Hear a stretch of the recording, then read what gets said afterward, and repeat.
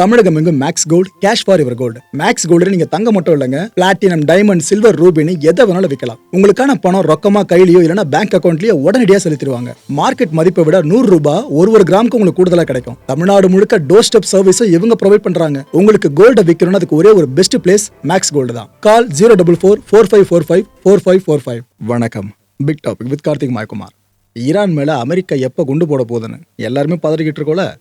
இதை இன்னும் கொஞ்சம் டென்ஸான சிச்சுவேஷனை அதிகப்படுத்துற மாதிரி ட்ரம்ப் தொடர்ந்து நிறைய வேலைகளை பார்க்க ஆரம்பிச்சிட்டாருங்க. இது மட்டும் இல்லாம இந்தியா இப்போ ஒரு ஸ்டாண்டை எடுத்தே தீரணும் அப்பேற்பட்ட நிலைமைக்கும் நம்மளை தள்ளி விட்டாரு. இதை பத்தி தான் முழுக்க முழுக்க பார்க்க போற நிகழ்ச்சிக்குள்ள போலாம்.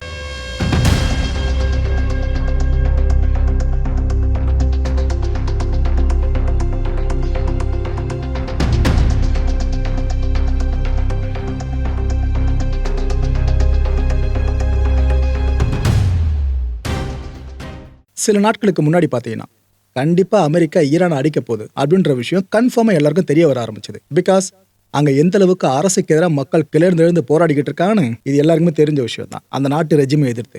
சரி, இதை கரெக்டாக அமெரிக்கா யூட்டிலைஸ் பண்ணி உள்ளே இறங்க போகுதுன்னு எல்லாருமே நினச்சிட்டு இருக்கும்போது தான் ட்ரம்ப் அவர்கள் கிட்டத்தட்ட ஆர்டரை இஷ்யூ பண்ணுற அந்த ஸ்டேஜுக்கே போயிட்டாராம்.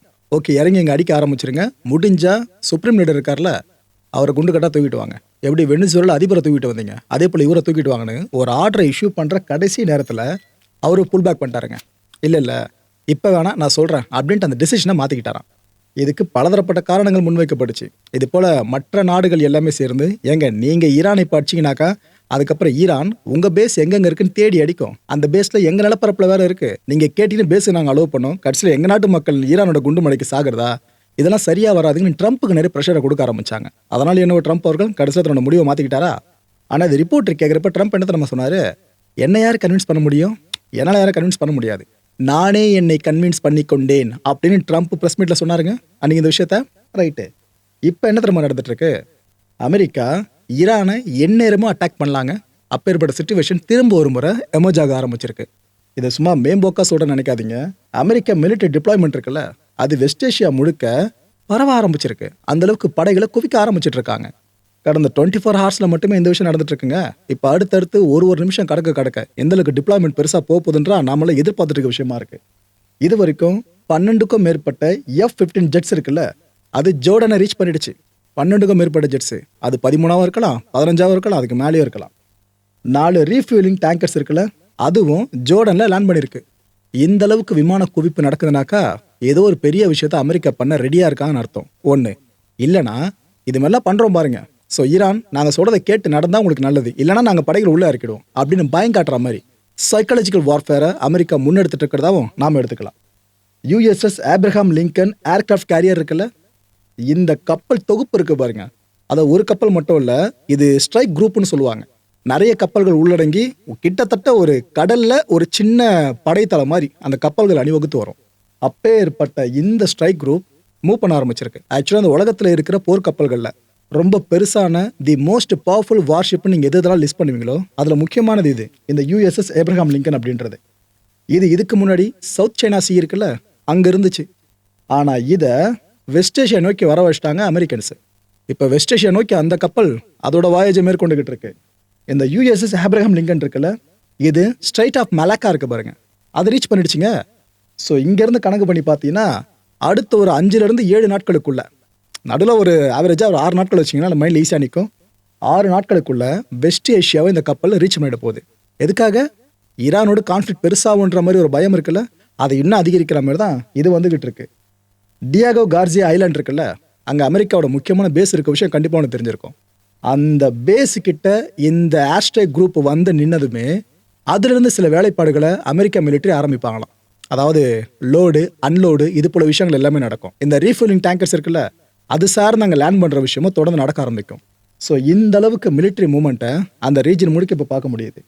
பேட்ரியாட் அமெரிக்கா கிட்ட இருக்க பேர் சொல்கிற நிறைய சிஸ்டமில் இது முக்கியமானது. Surface to air missile system.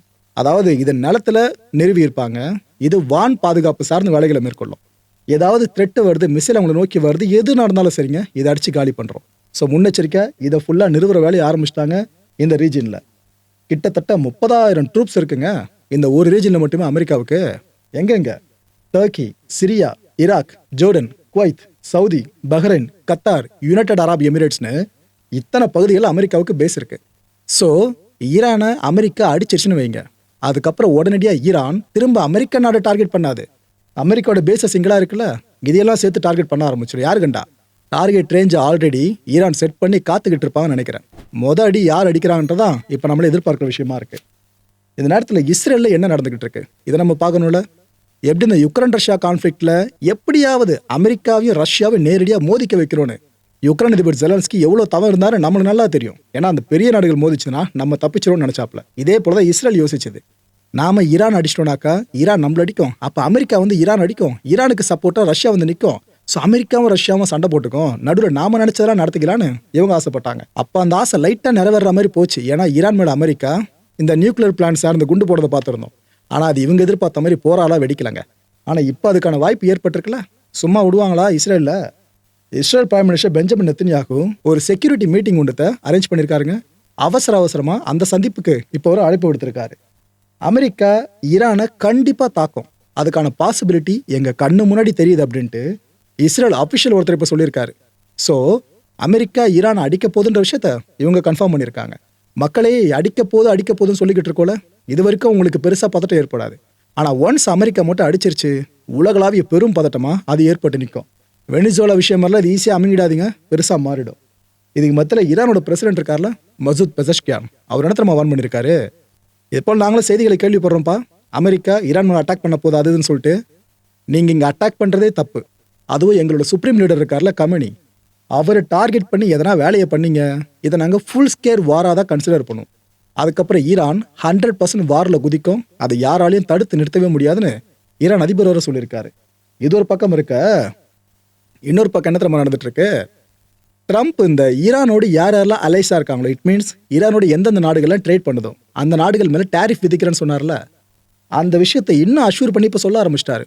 நான் சொல்லிட்டே இருக்கேன்னு நினைக்காதீங்க, கண்டிப்பாக விதிக்க போகிறேன். முன்னாடி சொன்ன பர்சன்டேஜ் இருக்குல்ல, அதை அதிகரிச்சா நான் விதிக்க போகிறேன்னு இப்போ சொல்லியிருக்காப்ல. ஈரானோடு ட்ரேட் பண்ணிட்டு இருக்கிறதுல இந்தியாவும் ஒன்று மறந்துடாதீங்க. இப்போ கசிஞ்சருக்கு ஒரு தகவலை பற்றி இங்கே ஷேர் பண்ணிக்கிறாங்க. இது ஒரு வேளை உழக்கத்துக்கு வருதுன்னு வைங்க, இந்தியாவோட மிகப்பெரிய வரலாற்று ரீதியான முடிவாக இது மாறி நிற்கும். அதாவது டாலர் இருக்குல்ல, இதைத்தான் அமெரிக்கா தொடர்ந்து வெப்பனைஸ் பண்ணிக்கிட்டு இருக்கு. சர்வதேச மார்க்கெட்டில் யார் எந்த ஒரு விஷயம் சார்ந்து ட்ரேட் பண்ணாலும் அது டாலரில் இருக்கிறதுனாலேயே உழைக்காமையே அமெரிக்காவுக்கு ஃபுல்லாக காசு போய்கிட்டு இருக்கா. ஒரு கமிஷன் மாதிரி ஒரு நாளைக்கு எவ்வளோ ட்ரேடு இன்டர்நேஷனல் மார்க்கெட் சார்ந்து நடக்கும். அப்போ அமெரிக்கா அதில் டாலர் பேஸ் பண்ணி பண்ணுறதுனாலே கன்வர்ஷன் சார்ந்து எவ்வளோ அமௌண்ட் அவங்க எடுப்பாங்க பாருங்க. ஸோ இந்த ஒரு விஷயத்தை நம்ம மாற்றணும்.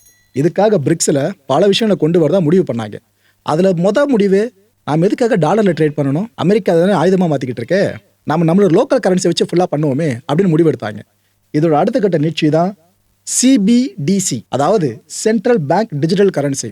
இது என்னன்னா, நமக்கு இப்போ ஆர்பிஐ இருக்குல்ல, ரிசர்வ் பேங்க் ஆஃப் இந்தியா, அதே போல் ஒரு நாடுகளுக்கும் மத்திய வங்கின்னு ஒன்று இருக்கும். அந்த வங்கிகளை பேஸ் பண்ணி இந்த கரன்சி இருக்குது பார்த்தீங்கன்னா, அதில் ட்ரேடு பேஸ் பண்ண டிரான்சாக்ஷன் எல்லாமே நடந்து முடியும். ஸோ இங்கே டாலரோட வேலையே கிடையாது. இப்போ இந்தியாவில் ருபீஸ்ன்றோமா, ரஷ்யாவில் ரூபல்னு சொல்கிறோமா, இது எல்லாம் சேர்த்து வச்சு ஒரு சென்ட்ரலைஸ்டு டிஜிட்டல் கரன்சியை கிரியேட் பண்ணுவாங்க.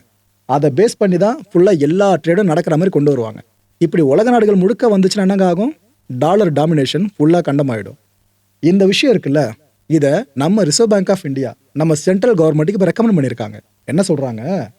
இந்த டிஜிட்டல் கரன்சி இருக்குல்ல, பிரிக்ஸை பேஸ் பண்ண டிஜிட்டல் கரன்சி, இதை நாம் ஒன்றிணைக்கணும்னு சொல்லியிருக்காங்க.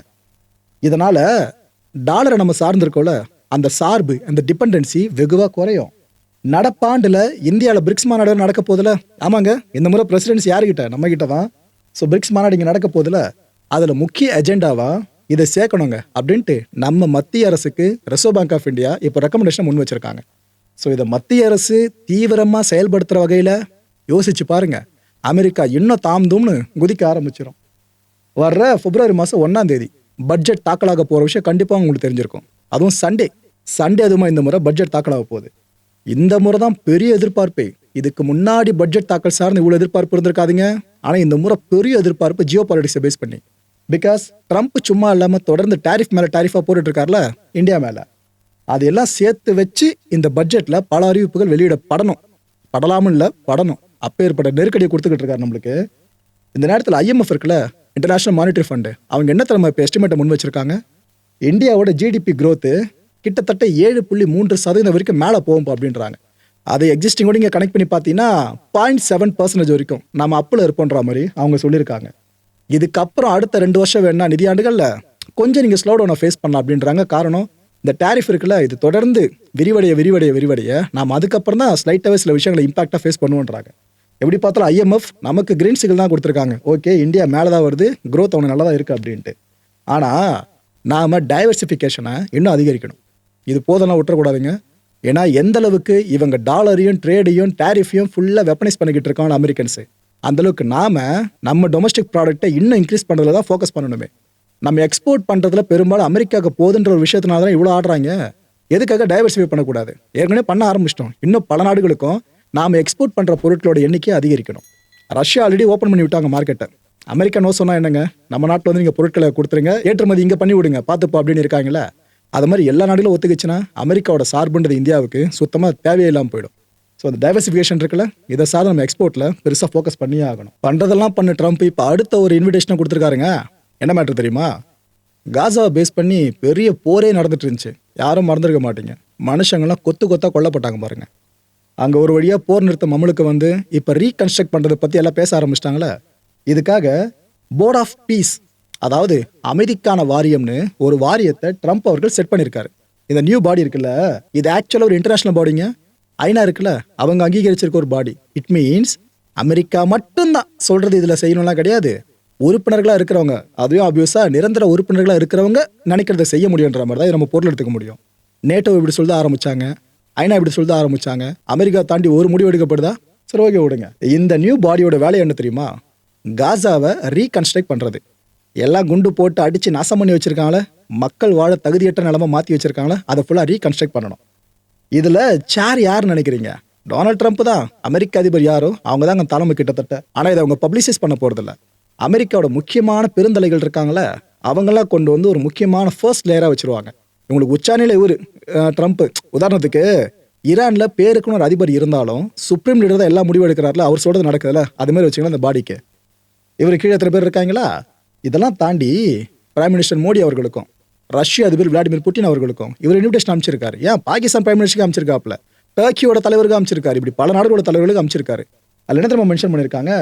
எங்க ஒன்றும் பிரச்சனை இல்லைங்க, இந்த நியூ பாடியில் நீங்களும் மெம்பர் ஆகலாம். பெர்மனன்ட் மெம்பர் ஆகணும் அப்படின்னா நீங்கள் இவ்வளோ அமௌண்ட்டை கட்டிடுங்க அப்படின்றாங்க. அதாவது இவங்க வந்து குண்டு போட்டு நாசம் பண்ணுவாங்களாம். இதை கட்டி எழுப்புற செலவு இருக்குல்ல, அதை மட்டும் உலக நாடுகள் பங்கிட்டுக்கணுமா. நல்லா ஓரம் வஞ்சனையாக இருக்குல்ல இதெல்லாம். ஓகே, யார் உப்புத்தினாலும் அவங்க தண்ணி குடிக்கணும். அது இங்கே சொல்கிற மாதிரிலாம் தெரில. ஏன்னா இஸ்ரேலில் ஒதுங்குது இதுலேருந்து. என்ன போர்டு, நாங்கள் இதெல்லாம் வரவே கூடாதுன்னு என்ன போர்டெல்லாம் தூக்கின்னு வரீங்க அப்படின்ட்டு அமெரிக்கா சொல்லியும் கூட இஸ்ரேல் கேட்கல, அது ஒதுங்கிடுச்சு. சல்லி பைசா கொடுக்க மாட்டோம் அப்படின்ட்டு. இன்னைக்கு ஜனவரி 20 இந்த நாள் நம்ம தேசிய பாதுகாப்பு ஆலோசகர் இருக்கார்ல, national security advisor Ajit Doval அவர்கள், அவரோட பிறந்த நாளுங்க. ஜியோ பாலிட்டிக்ஸ் சார்ந்து இவ்வளோ பேசுகிறோம், நம்ம நாட்டோட பாதுகாப்பு சார்ந்து இவ்வளோ விஷயம் பேசுகிறோம், நம்மளோட ஃபியூச்சர் சார்ந்து பேசுகிறோம் அப்படின்னா இந்த நாளில் இவரோட பிறந்த நாளாக வந்திருக்குன்றக்கப்ப பிறந்தநாள் வாழ்த்துக்களை மனப்பூர்வமாக பதிவு பண்ணிப்போம். ஏன்னா ஒரு நபர் நினச்சா எல்லாத்தையும் மாற்றிட முடியாது. ஆனால் எல்லாரையும் ஒரு விஷயம் நினைக்க வைக்க அந்த ஒரு நபர் காரணமாக இருக்கணும். அந்த ஒரு வகையில் இவருக்கான பிறந்தநாள் வாழ்த்துக்களை மனப்பூர்வமாக பதிவு பண்ணிப்போம். மக்களை இந்த கான்டென்ட்டை பொறுத்தவரைக்கும் நாமெல்லாம் சிந்திக்க வேண்டியது ஒரே ஒரு விஷயம் தான். இந்தியாவையும் ஸ்டாண்ட் எடுக்க வச்சே தீரணும் அப்படின்றதுல ட்ரம்ப் ரொம்ப ரொம்ப தீவிரமாக இருக்காரு. அது என்ன, மற்ற நாடுகள்லாம் ஒன்று ரஷ்யா பக்கம் போயிடுது, இல்லைன்னா எங்கள் பக்கம் வந்துடுது. ஆனால் இந்தியா மட்டும் நியூட்ரலாகவே இருக்காங்களே, சொல்கிற மாதிரி இருக்காங்களே. அப்படியே அவங்க இந்தியா சொல்கிறதெல்லாம் செய்ய விடக்கூடாது, எப்படியாச்சும் ஒன்று நம்ம பக்கம் இருக்குன்னு மொத்தமாக ரஷ்யா பக்கம் தள்ளி விட்டுருவோன்னு ட்ரம்ப் அவ்வளோ அட்டெம்ப்ட் இப்போ எடுத்துகிட்டு இருக்க மாதிரி இருக்குது. இதில் இந்தியா எந்த பக்கம் நின்னா இந்தியர்களுக்கு சேஃபு, இந்த உலகத்துக்கே சேஃப்னு நினைக்கிறீங்க?